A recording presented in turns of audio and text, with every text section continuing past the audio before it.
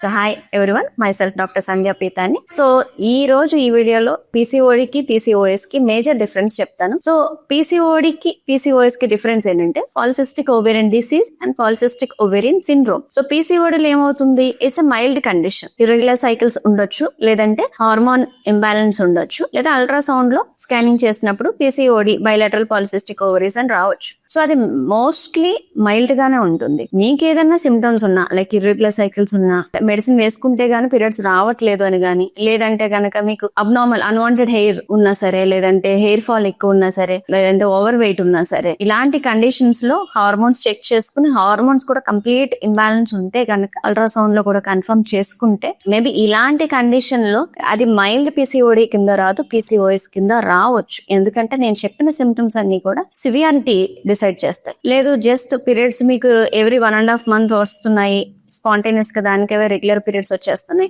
Major గా hair fall గానీ లేదా అన్వాంటెడ్ హెయిర్ గానీ లేదు, మేబీ కొంచెం ఓవర్ వెయిట్ ఉండొచ్చు, చెబ్బిగా ఉండొచ్చు, లేదా వేరే ఇంకేమి ఇన్సులిన్ రెసిస్టెన్స్ లేకుండా లేదా మెటబాలిక్ ఇష్యూస్ ఏమి లేకుండా ఉన్నప్పుడు అన్నెసరిగా హార్మోన్స్ కి వెళ్ళదు. పీసీఓడి మైల్డ్ డిసీజ్, దానికి మీకు చేయాల్సిందల్లా ఒకటే లైఫ్ స్టైల్ మోడిఫికేషన్. అంటే వెయిట్ ఒకవేళ ఓవర్ వెయిట్ ఉంటే గనక వెయిట్ కంట్రోల్ చేసుకోండి, లేదు థిన్ పేషెంట్స్ అయితే గనక కొంచెం వెయిట్ గెయిన్ అవ్వాలి. తర్వాత వచ్చేసరికి ప్రాపర్ డైట్, ఎక్కువ ఆయిలీ ఫుడ్, ఫ్రైడ్ ఫుడ్స్ కానీ లేదంటే హైలీ ప్రాసెస్డ్ ఫుడ్ కానీ తీసుకోవడం మాత్రం తగ్గించాలి. And you better have early dinner or early meals or timely meals అంటాం అనమాట. అండ్ పీసీఓఎస్ కి వచ్చేసరికి it is very severe condition. ఇలాంటి పేషెంట్స్ లో future risk of having type 2 diabetes mellitus అంటే షుగర్ వచ్చే ఛాన్స్ ఉంది. వాళ్ళకి మెయిన్ ప్రాబ్లం ఏంటంటే ఇన్సులిన్ రెసిస్టెన్స్ అనమాట. అంటే వాళ్ళ బాడీలో ఎంత ఇన్సులిన్ తయారు అయినా సరే దానికి రెసిస్టెన్స్ వచ్చేసి బాడీ డయాబెటీస్ కండిషన్ అంటే షుగర్ వచ్చే ఛాన్స్ ఉంది అనమాట. తర్వాత మేబీ దాంతో పాటు బీపీ వచ్చే ఛాన్స్ ఉంది, obesity and unwanted hair loss or thinning of